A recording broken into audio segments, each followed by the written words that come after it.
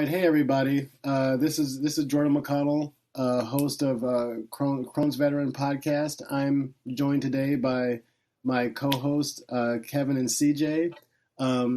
Today we're going to be talking about uh, COVID-19 and how is it affecting us with ulcerative colitis and Crohn's, and kind of just speaking on our own personal experiences on where we live and excited to be here, excited to get started. Please check out our website, www.crohnsveteran.com. Check us out on Twitch. Check us out on LinkedIn. And also check us out on Instagram. I'm at Crohn's Veteran. CJ is at Papuro. So check us out. So with that, let's get started. And so, CJ, Kevin, what is going on in you guys' areas? So We can start maybe with CJ first. for us, I'm in Manassas Park area in Virginia. Um, it just looks like um, normal day. I see people out all the time. Kids are outside playing in the neighborhood. You go to the store, you see stores are open, just So all so around and stuff. so are people in your area like wearing the mask and kind of doing the Oh yeah. You see a lot of people wearing the mask, but there are those people yeah, I mean it's definitely kind of the same thing here. And so I think we were having a conversation the other day and you were saying that just that the infections have kind of spiked there. Um, yeah. Maybe the medical and some of the medical facilities and stuff. Yeah, I was reading like an article. Um, Actually, my last appointment for Intibio, I was reading like article that said that the Washington D.C. Medical Center, Hmm. like staff got infected, like over 2,000 of the staff got infected. So I was just iffy about going there to get my appointment, but I just ended up going anyways. When I went, like the hospital was like pretty empty.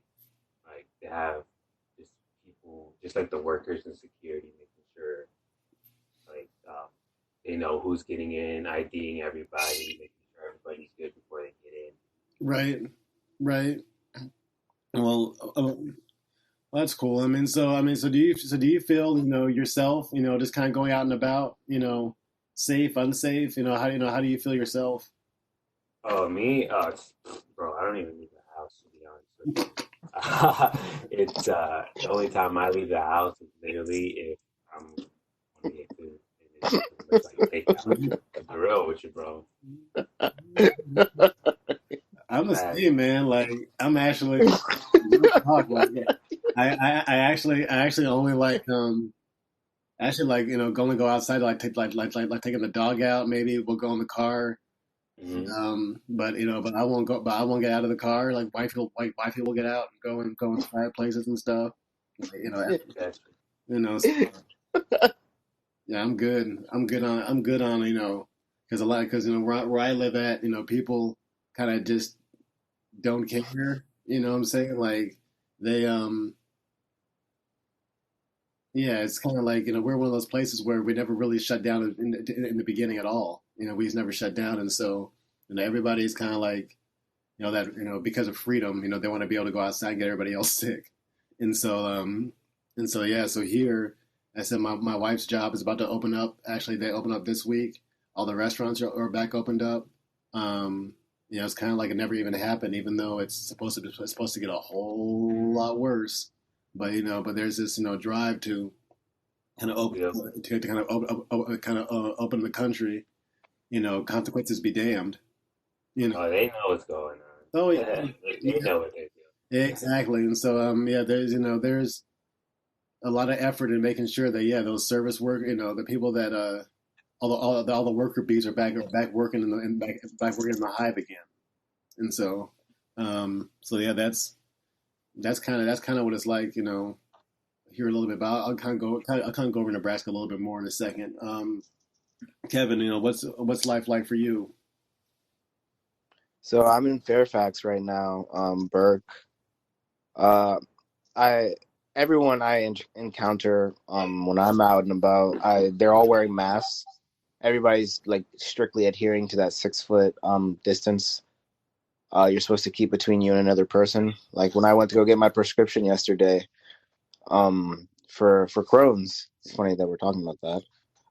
I they're only allowing a certain amount of people inside the giant at once. It's like a It's hundred like so people or some shit like that. Mm. I don't And know. so I tried to go in, and they're like, "No, there's too many people." So I was like, "Well, fuck. This is a first time for everything. You know, I've never gotten denied growing into a grocery store." Yeah, So I mean, it's people are taking it very seriously over here, very, very, very seriously. Like more seriously than I think it needs to be taken. To be honest with you, like everyone just thinks that I if I think they touch need to them, take it like that over here because it don't seem like that over here. everyone. No, it's just it's. I don't know. I don't like it. It's not that serious. It's yes, be safe. Yes, adhere to the rules, but like if you get too close to somebody, like when you're like shopping next to them, they like give you like the fucking devil eye or like, yeah, the stink eye and stuff. yeah, it's just like don't you dare come near my food. It's just like it's not that serious. Well, I think yeah, I But mean, it's either 6 feet apart or 6 feet deep. Your choice, bro. Like, let me know. 6 feet, dude, that is such a major exaggeration. It's so funny. Let me know.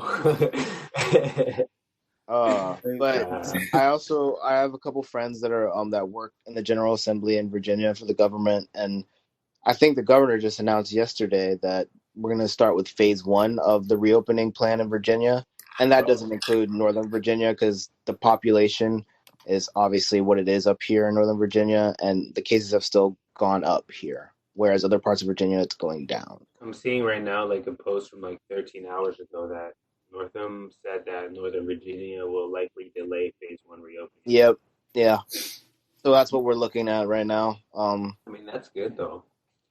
I mean, yeah, we're it's the most populous spot for everybody. Everyone lives here that either works in DC or Maryland, so it's a lot more people than it is in I don't know The rest, Farmville, Virginia. the rest of Right, Virginia. right. I mean, So I'm actually Fairfax is actually where I was born. So that's where I'm from. And so, but but yeah, like Nebraska is definitely interesting. So the way people are living here, you would think that there was no virus, for a little while, that or there was kind of. I mean, you saw a few people in masks and stuff, but yeah, just nothing actually got really shut down, at all. So let me see here. I think, yeah, I mean, I think in my county, we had like one death or something, and about 250 cases and stuff. But yeah, I mean, it seems like yeah, like just like looking outside and because where I stay at, there's a major street behind us and stuff, and there's just cars whizzing by all day long. Like it never actually felt like that the whole state or the city or whatever was actually locked down. It just felt like interesting. It felt like that for a little bit because, like, the roads are clearing up mm, out, but Yeah, I'm with CJ though. I've barely left my house too. I only leave it to really get food and like drugs yeah, for my stomach. That's the only pharmacy or food. yeah, yeah. I mean, pretty much is like I saw like this meme that was talking about like remember how people like I remember places how people used to go to places all the time. You used to go to this place and that place and then hang out at this place. Like going to places is over, type thing.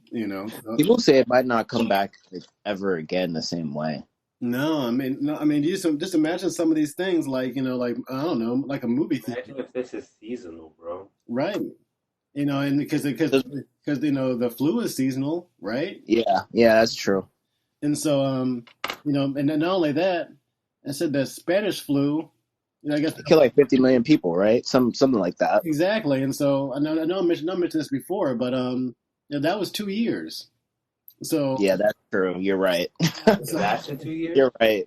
so that was, people were wearing the mask and everything, the social distance, the well, a lot of the same stuff we're doing now, we were doing 100 years ago, and pretty much the only reason that virus is lost in memory is that it happened during World War I, and so people were getting killed in combat and dying from this flu at the same time, so it wasn't really that important, and so but now now 100 years later, um, things are.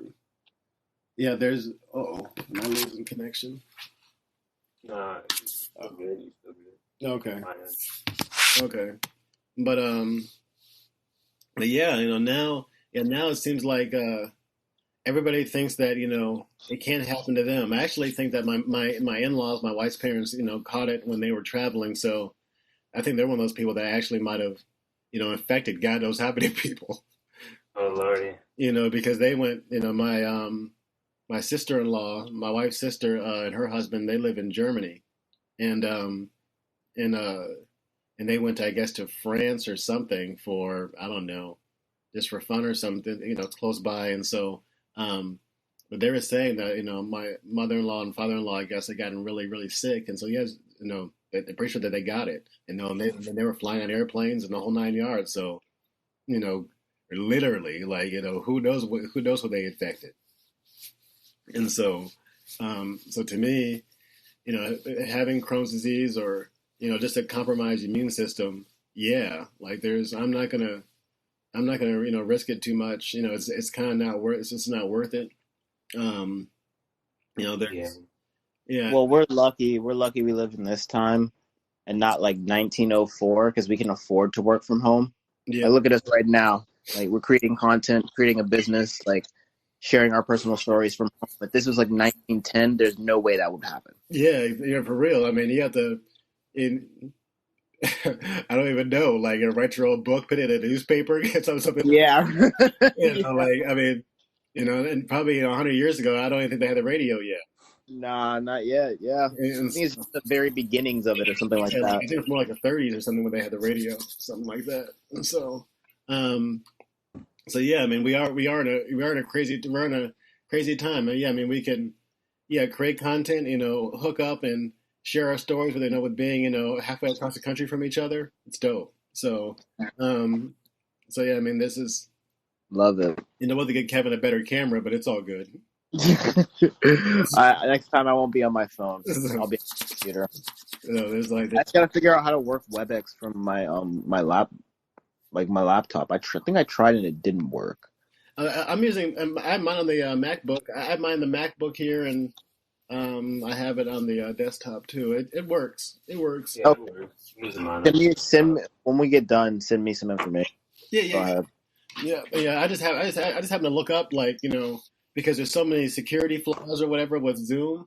Yeah. That people are bombing accounts because you know, those passwords and stuff are just people are just putting them on message boards and sharing them with everybody, and so um, Yeah. You want to know something funny? Like, quick sidebar. So you guys know how I'm into politics and all that stuff. DC, I'm like volunteering right now for this dude who's running for like council at large. Um, Basically in the District of Columbia government, and so he set up a Zoom call, right? mhm. And he has a good amount of followers for his Twitter account. He tweeted out the link to go to it. It was just like a discussion about COVID-19, or COVID, et cetera, et cetera. So he put it out publicly, and then I get onto the meeting, and I see like four dudes eating off, like all on the Zoom. It was weird. Like, is that what you're talking about? Yeah. Yeah. What the hell was that? Yeah, I, like Zoom bombing. Like, a lot of the times, I mean, dudes, um, going to the office or whatever, hanging out with themselves. That's one thing. But but usually it's like some racist stuff, oh, some like shock jock stuff. Just trying to, it would be like a elementary school, teacher meeting or something. And they're doing like Nazi stuff or something. Just some like real or like hardcore pornography or whatever. Just like trying to just kind of doing it for the laughs, doing it for the lulz or whatever. just trying to like shock jock stuff. It's not like they're racist necessarily or um, doing this or doing that. It's just for some reason it's just bored kids during this pandemic that think this stuff is hilarious. Basically. So so like Angry trolls. yeah, like trolls. Yeah, just kind of that kind of whole troll life. Just yeah, you have nothing better to do with your time. So like to just mess with people that are trying to do something with their lives, pretty much. So Yeah. and so yeah, so that's exactly that. And it's a problem with, as I said, I mean, there's some security features in Zoom that you can use, but by default, most of them are turned off. And when people send out these passwords and keys and stuff like that, um, yeah, they can just be yeah, just put on Hey, Sex, man. Thanks yeah. for the follow, man. Yeah, you can put them on Facebook, you put it on Instagram, you can literally put it anywhere. Just anybody in the world could just join your meeting at 10, and so like or whatever, and uh, and just do what they do, and be anonymous or whatever, and just start saying crazy stuff. I mean, I've seen a lot of that on online, just a whole lot about what people are doing, and so that was the main reason I wanted to do Cisco WebEx is just because to me it's a better product and you can do up to 50 people at one time unlimited versus That's all. yeah versus like three people for like 39 minutes or whatever, which is ridiculous. Um, so yeah, so that's They're just trying to make some money. Let's be honest. for real. For real. They knew what they was doing. For real. Because I guess we could have, I guess we could have done like, we still could do Instagram lives or things like that, and when we actually record. Hey, Hurst, thanks for the follow. Right on. And so, um, Instagram Live is lit. I like the format because I can ask questions. yeah, and so I mean and then that's kind of what CJ was saying, like, for these conversations, I kind of like that idea. I kind of like that interaction. I kind of like that being able to record a live show, so people can when they're seeing the show after the fact, they can see those comments and everything like all that stuff too. Yep. Yeah. And so it kind of shows that engagement because it's still just us talking to each other, but you really can get that community feel out of it. And so, but yeah, and so what else is going on? Oh yeah, so pretty much in Nebraska they've yeah they're doing like I guess I don't know if it's true for the rest of the country or places that are kind of reopening or whatever, but they're doing like 50% capacity and um yeah, still kind of doing this like 6 feet apart, um and some other things. It just seems like I just don't know how some of these businesses are going to actually stay in business at like half capacity or not only that, out of the three of us, all three of us are staying home pretty much. Pretty much. Yeah, we're not. And so the idea, we're gonna just open it back up, open it up. Everybody can come. But if people are so kind of scared or have anxiety about catching this virus or We're not thinking about the people who actually have, illnesses or conditions. right, like hyper, have pre-existing conditions, like not only Crohn's and colitis, but hypertension, diabetes, liver stuff, bad lungs, COPD or whatever. Yeah, they're going off. Yeah, and so like all of that kind of stuff is like those people might be able to work in general, but it's like it just doesn't make logical, rational sense to be going to risking your life like that. I mean, it just my thing is just like not actually. I don't think there's actually going to be any customers.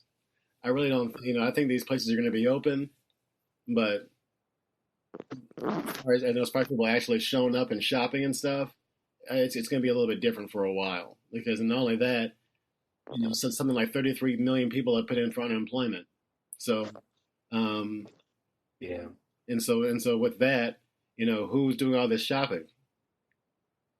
So, I heard they're trying want to do like another round of the stimulus checks.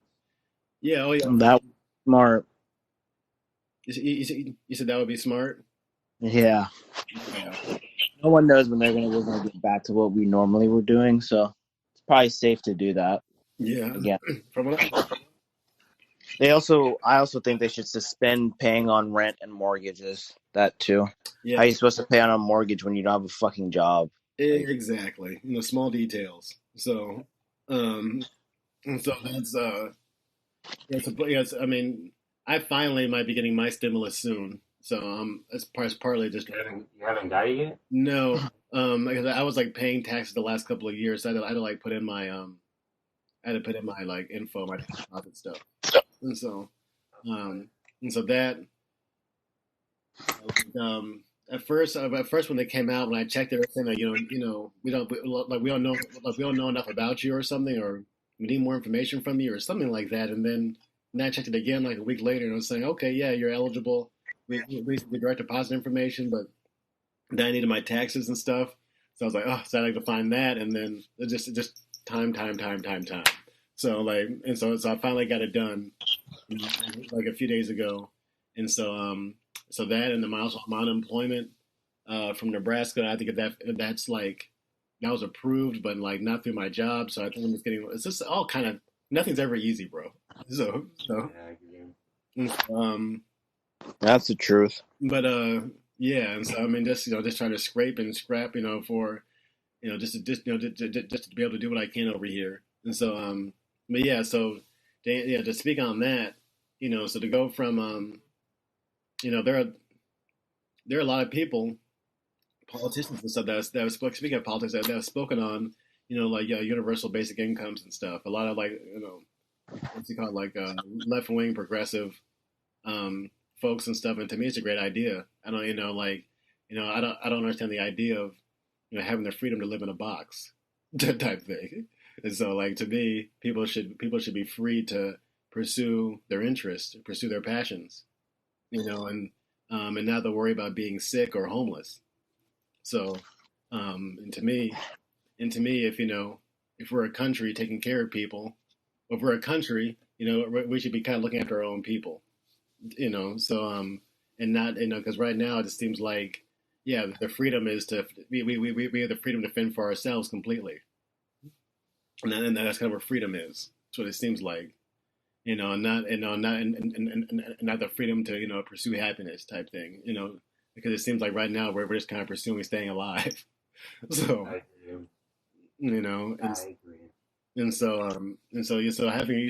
a $2,000 universal basic income, you know, yeah, that would put out all the fires and allow you to build that life you want, build that business, work for that company, volunteer somewhere, but the idea that you're not worrying about feeding yourself, you're feeding your kids, or having a place to live, kind of matters. And so I would, I'm definitely on board with that universal basic income, but there are a lot of people. Yeah, there's also the counter argument that that's just giving handouts to takers, right? Exactly. People just gonna spend that money on whatever they want, Right, like that. not on what they need. Yeah, like to me, even those people are like a small fraction of a percentage of the users. The users are pretty small, and so the needers are pretty high, and so because that's always the argument with any kind of public benefit or being on the dole or whatever is that oh well there's somebody that's buying steak and lobster and eating good, and I mean Chef RD, they're eating steak.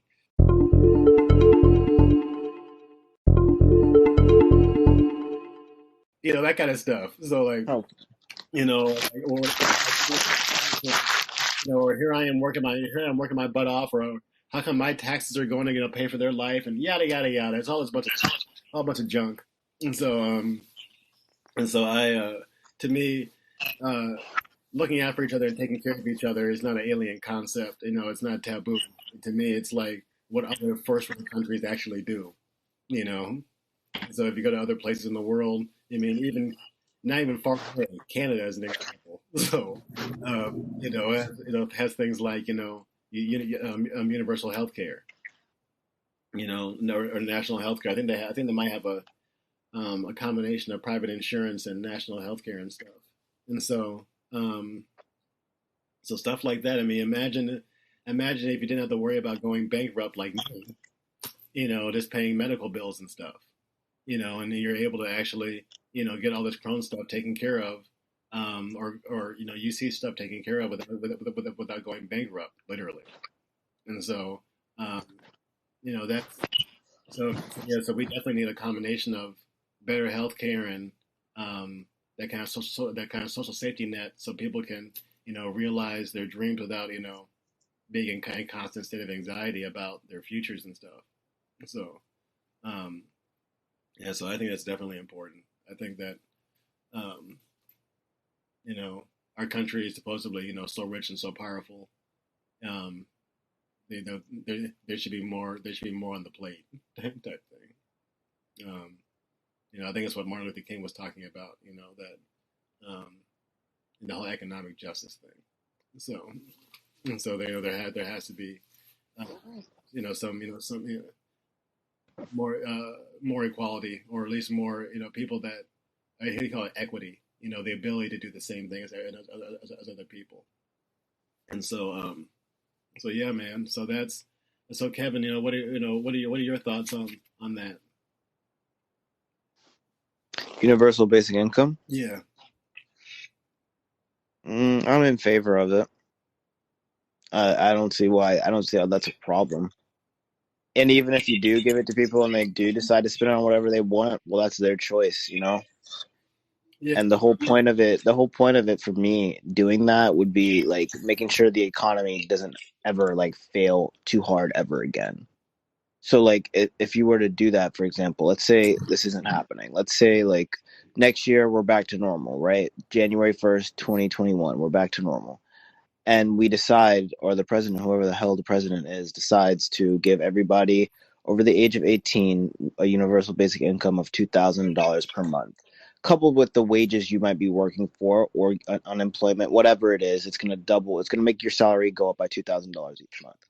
So I'm not understanding why that's a bad thing, so to speak, because it's always going to go back into our economy some way or some form, no matter what. If it's in investments, if it's in housing, if it's in like just spending, and we are the consumers of the world, all we do is care about money and buy things, et cetera, that we don't need. So I'm not sure, like, why is this bad? Well, I don't see that. Part of the reason that people are going to say, the answer, I don't like it is because of racism. It's just, bias and stuff. People are thinking, oh well, Hey, Kevin, What's up? he just telling you to kick back, bro. Huh? Like set up, you know what I mean? You just got your phone flipped up. People are looking at that. You're like just talking in his ear. I can't hear you. Like he's saying to, if you He wants can't, you to set up, like set your camera up. so we all Presentable. so we all can see your beautiful face type thing. Okay. All right. They're also asking, would you do dirty things with $2,000 a month? What? Because of the universal income. Donnie 420 is asking, are you guys in favor of public nudity? And I answered, I told him, I don't know about you guys, but I don't mind it. You said public what? Nudity. Oh, public nudity. So like, yeah. I mean, like, a weird question. Yeah, well, I don't know how that has to do with it. Yeah, that's what I'm saying. I don't know, but then he followed it up with, I would do some dirty things for $2,000 a month, and I was just like, bro, I need money. Right. You gotta do to get your own money. You see, I guess public nudity, like free country and stuff. As long as you're not hurting anybody or not, messing with anybody, that's it's cool with me. But to me, the beauty of this $2,000 is that you don't have to do scandalous, shady, shifty things for that money. They're going to give it to you. So, and so you don't have to worry about doing favors or whatever for that money. And I think it would help a lot of people though. yeah, it would. It really would because I mean that has nothing to do with your earning potential. That's not Hmm. it doesn't say anything about you as an individual, about your own dreams, goals, and aspirations and ambitions and stuff. You can still Yeah. go out and be a millionaire, or go out and change the world and stuff. And that $2,000 could be invested. It could be saved. It could be given away as charity. You can do whatever you want. Yep. How I you think it gonna would. go out and change the world if it's stuck in quarantine, my guy? Right, right. Mm. You know, So I maybe mean, online. I idea. guess. I personally, I'm not a big fan of like Medicare for all though. Uh, that's a logistical nightmare. mm, Why you say that? Okay, example. I'll give you if you answer this question the way I think you're going to, it'll make my point. But if you don't, then I could be wrong. But what in reality, both I want to ask both a question. Out of everything the government does, do you trust any of it? well, currently, yeah, there's probably like an asterisk on that. Yeah. So, Well, okay. Hey, it's Donald, like, just go back to 2016 then. all right, fair 20, enough. did you trust the administration to handle all their jobs and duties well?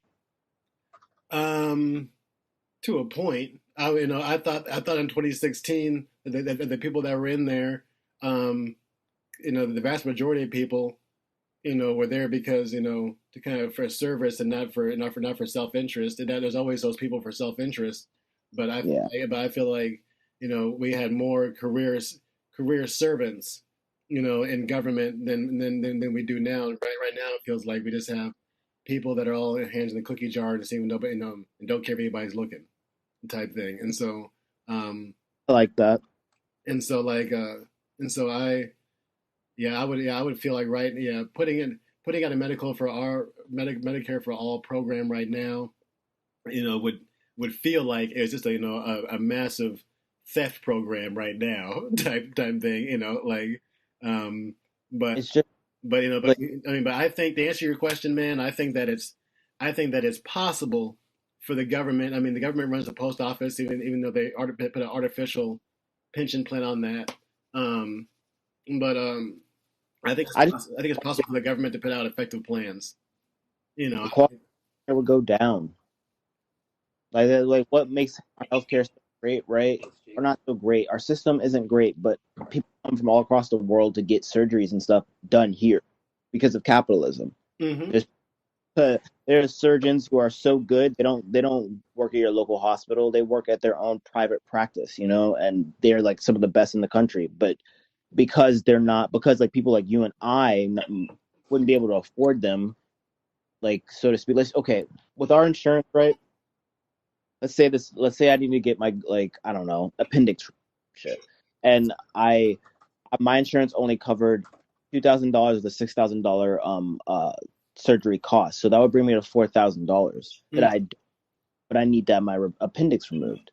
So like they have leverage in that way where it's like I'm gonna like my skills are prized in the healthcare market. I'm gonna make it very very expensive to get surgeries done, as opposed to Medicare for all. If we take back if we move towards that, then like what's the incentive for doctors to really do really like I know, and that's but that would be part of a bigger issue of that kind of making kind of like education, making healthcare for profit in the first place. yeah, That's no, having a profit motive to keep people healthy is probably inherently wrong, on some level, you know, no, agree. I agree. and so like I just worried that our quality will go down for all 330 Americans, all on one plan, all at this like it wouldn't work like that like people think. People probably hear that like, oh, Medicare for all, it'll be so easy. It really won't. It'll take years, and there will be massive problems with it before. well, yeah, because I mean, yeah, there's so many standing structures, in the way of that type thing. I mean, yeah, you're talking about if a doctor makes, $250,000 or whatever it is, a year, yeah, and then going from Medicare for all, yeah, he might be looking at like a lot less money and stuff. Exactly. and people are going to get upset. Insurance companies are going to get upset. Yeah. Farm companies are going to get upset. Like everyone's going to get pissed, except for the people, obviously, and Yeah. that's. But those three things, pharmaceutical companies, out of practice doctors, all they're going to fight back against it. They don't want that. No, I mean, because as I said, it's yes, I mean, you're taking a lot of there's a lot of money in that, there's a lot of like livelihoods and stuff, and and that's probably the biggest problem of having for-profit care. Yep. Just in general is that you're gonna have all this pushback and resistance to actually doing the right thing, which is to just do no harm and help people, with medical issues and stuff, and it's like, and so, but maybe it's one of those following the models of other first world countries that have gotten things figured out a little bit better, Yeah. and so Yeah. because there is a model to where there can be some capitalism, some profit in there, but also making sure people can get the health care that's needed without again going into the poorhouse or being bankrupt or financial or whatever because of that. You know how like it's a lot, mainly the opposition for Medicare for all is like mainly Republicans, but some moderate Democrats don't really support it. I kind of don't. But so you know how it's like mainly Republicans that don't support it? Well, like they see it as a slippery slope. They think if we take capitalism out of healthcare, what are we going to take capitalism out of next? And it kind of makes sense. Well, because that's socialism in a way. It's true, but I mean, but those same Republicans have no problem getting stimulus checks, so they're all No. hypocrites. No, that's true. Yeah, that's true. And so socialism type thing, and so they're fine getting their businesses and corporations bailout money, but as soon as people need money, need actual money, to survive. No, it's a whole different story. And so you can kind of miss all that socialism, takers talk because farmers and big corporations take every single day from the government, and when an individual needs help, all of a sudden, they're lazy or they're living with a dole, so it's just a gigantic hypocrisy that people eat up every day. So, but yeah, and so agreed. And so it's but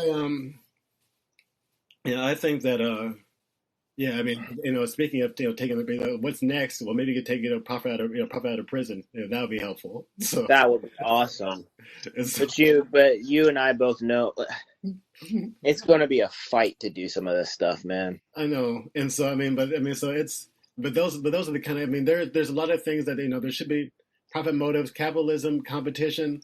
There's some good in that. There's innovation. All these different things, but not every industry needs to have a profit motive attached to it.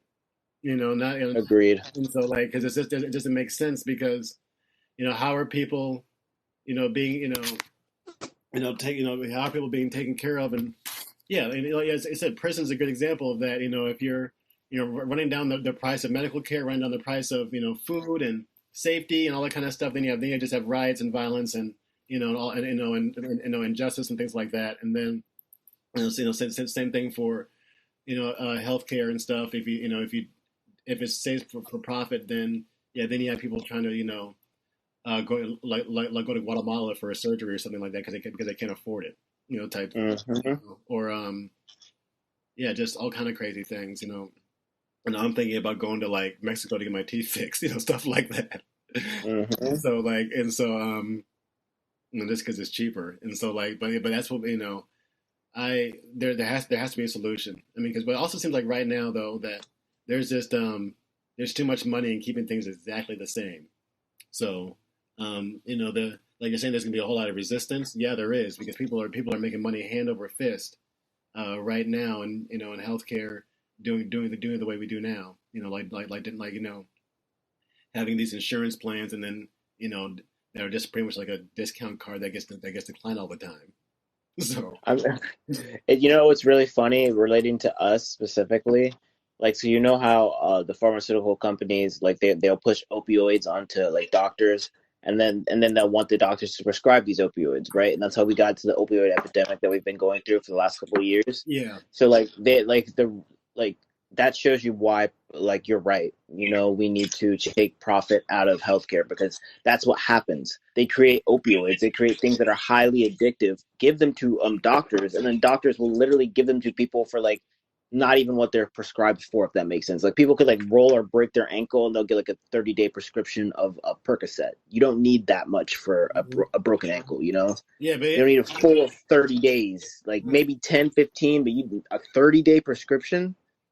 And then what'll happen is the ankle will heal, right? They'll go through physical therapy and everything, but then they'll be going through withdrawal from the opioids they had just taken, and then like this leads to why some people go ahead and search for heroin because they can't get more opioids. yeah, because I mean, Go ahead. because opioids are just fancy heroin anyway. So Exactly, so and pill form. yeah, and so yeah, and so it's so those doctors pretty much just become drug dealers, right? Basically, yeah. And so like because the profit motive is too strong. There's too much money. There's too much money in it. And not only that, I mean, so that the opioid thing becomes a crisis.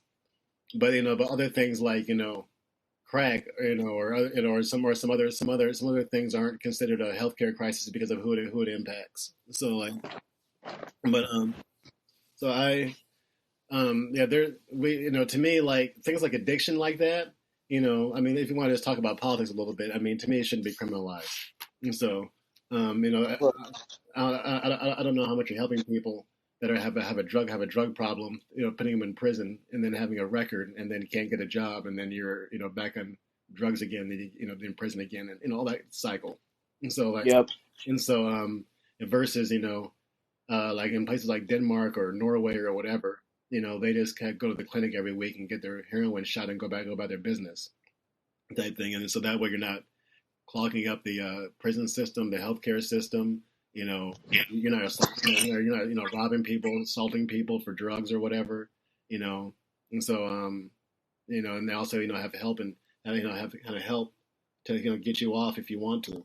And so to me, like, yeah, there's some things that we could be doing differently here, but right now in the current situation, not going to happen. So, Agreed. mm, You know what I'm really hoping for, which I think has a good shot of happening? I think if, God forbid, if Joe Biden wins this summer, I mean this fall, if he wins, I really, really think they're gonna do student loan reform. mm, And oh my goodness, how that would help me so much. If they were able to even get like 50% of my loans forgiven, that is like a game changer to almost every student that had to take out loans. mm, People, I mean, like, okay, so like Republicans, everyone's always like, why is the economy growing so slow? And like this and that, why are incomes not like going up? And why are we not on an economic upturn, And I honestly point at student loans. Like, when all the kids in my generation and then the generation after me and before me and like after them and before them are staying home with their parents until they're like 27, 28 and not living outside, that's a big issue. Like, America was used to what's it called, like 1980, 1970, 1960. Kids were moving out of their parents' houses like 18, 19. Why? Because they could afford to. Now no one can afford to do it. You have student loan debt. Housing costs a lot. Renting costs a lot. Living now costs way more than it did when our parents were growing up. So if they wanna jumpstart our economy again, forgive our student loan debt. I'll go out and buy a house like in 2 months if they did that, but I can't right now. mm. I'm in the hole. So you can't have it both ways. They can't have us like enslaved with student loans and then also still want us to buy a house. Like, what? How does that make sense? We'll be in debt till we die. I No know, one wants to do that. and that's why well, I mean, two things. One is that I feel extremely fortunate is that because of the GI Bill and the Air Force, I had no student loan debt. And Good luck. I mean, I wish I was you. so Uh, and so I got my school was free and I got paid for going. So mm, it's like a part-time job for like 3 years. So like okay. and so like and no books, no nothing. And so like but yeah, but that's but Did you use your GI Bill? yeah, yeah. Nice. And so like I didn't think I think I had to use it like within 10 years after I separated or something, and I did. And so Yeah. University of Phoenix type thing. And so, but yeah, I mean, what was I gonna say? Oh, I was gonna say, that but there's so many people in our country, that have their parents, pay for their school. My wife's one of them. Like, and so that the whole student loan crisis or debt thing, I just wonder sometimes, like, if there's one of those things where it's more profitable to have all these payments in place, than to get rid of it. I don't know. Well, of course it's more profitable, but like, well, not of course. I find it hard to believe that if let's say tomorrow Trump was like, I'm forgiving 50% of everyone's student loan debts, I find it very hard to believe that isn't better than them just collecting on debts right now. Because there are people that just won't pay it. And like, yeah, I know they'll wage garnish you, I know they'll do all this stuff, but like if you take away 50% of their debt, then like it just opens up so many more things, so many more opportunities. Mm-hmm. Like I know personally, like I have a family member who went to undergrad on a student loan, went and got their master's on a student loan, and then went to law school on their student loan, and they owe almost $450,000 in student loans. And if you were to ask them, like I did, why did you do that? Well, it's because they thought that they were going to be able to make enough money to pay all of it back. When in reality, you can't, because the interest will continue to grow. It's never a set number, it's always like more interest, more. You miss a payment, more interest. You miss two payments, and you defer, God forbid that. You go on forbearance. It's just they trick you with the wording, and like what you are actually applying for is not what you think you're applying for. They were like, even with the government, like when you take out student loans with the government, like FAFSA, they still get your ass. I'm not even talking about private loan lenders. Those interest rates are out of control. They like no one is going to be able to pay all of that back. $450,000 in debt. You better be like $1 million rapper or something. Like, Right, to start with.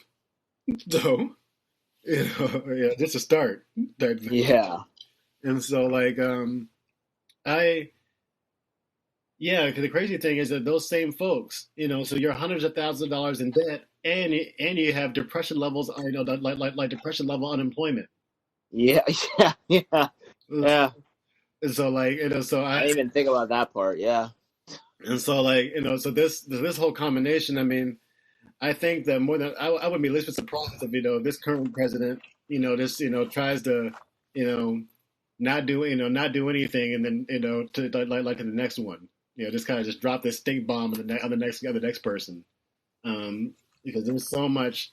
It's like it's kind of like a tinderbox waiting to explode. You have all that unemployment, all that debt, all this virus and stuff.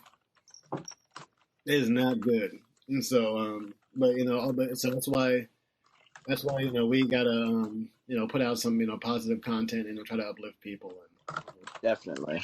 and so because it's some definitely turbulent times, and I think people will turn to people that are staying positive in the storm type thing. So yeah, that's that. Well, I mean, it was a good talk. It's It like, was. CJ, you got anything to add, man, before we sign off here? You think? No, sir. I'll talk to you guys after the stream. Let you know what the peeps were talking about, and I feel like we had a very informational stream. Cool. That should be interesting. All right. Well, again, I'm host Jordan McConnell with my illustrious co-hosts, like CJ and Kevin. Thank you guys for having this conversation today. Check out the stream on Twitch. Chill Ghost. Check out Crohn's Veteran, www.crohnsveteran.com. Check CJ out at Papuro, Papuro. Jordan at Crohn's Veteran, CROHNS VETRAN. And we're always looking for great feedback about how we can make our show better. So reach out to us, and y'all have a great day. Thanks for watching. Thank you for watching. Peace. Peace. All right.